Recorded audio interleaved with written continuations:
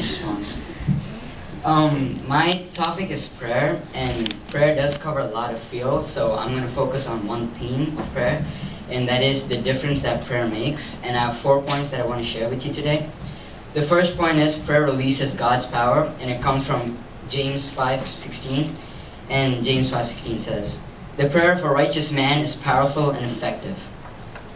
C. Samuel Storms, an author of a book, once said, "Prayer is powerful because God is powerful."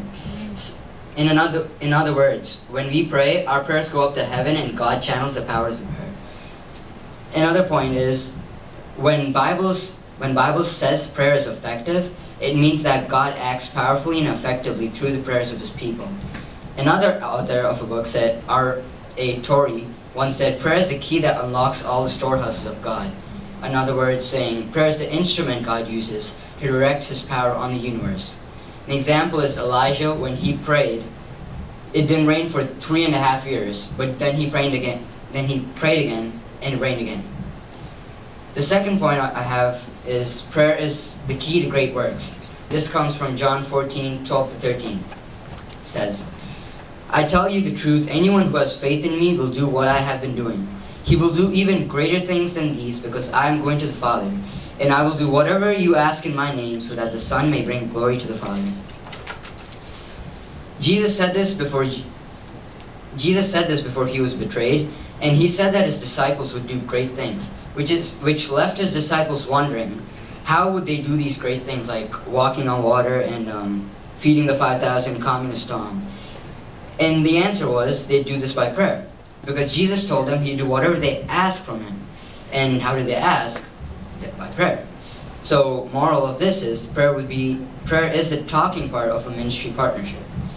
The third point I have is prayer gives the strength to stand.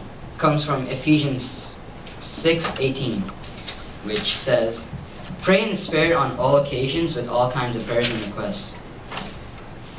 Paul in Ephesians 6 warns us about the dark forces of the world. 4 times he uses the word stand to give us a feeling. To stand, quote unquote, though, Paul says we need the full armor of God. But this is not all he says. He keeps on going to say, pray on all occasions and for God's people.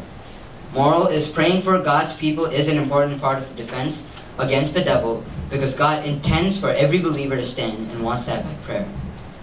And the last point, prayer defeats Satan. It comes from Luke 22:31-32, which says, "Simon, Simon, Satan has asked to sift you as wheat, but I have prayed for you, Simon, that your faith may not fail, and when you turn back, strengthen your brothers."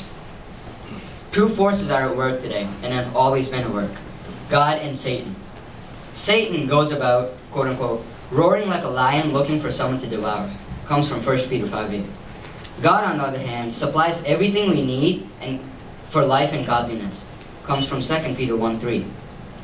Prayer is the God-given means by which God's power is brought to our defense. Example, like we just seen in the verse, it says, "I prayed for you, Simon, that your faith may not fail." Another author of a book called Kneeling Christians said, "Satan laughs at our toiling, mocks at our wisdom, but trembles when we pray." Shows how much of power prayer has against Satan, how much effectiveness prayer has against Satan. Thank you.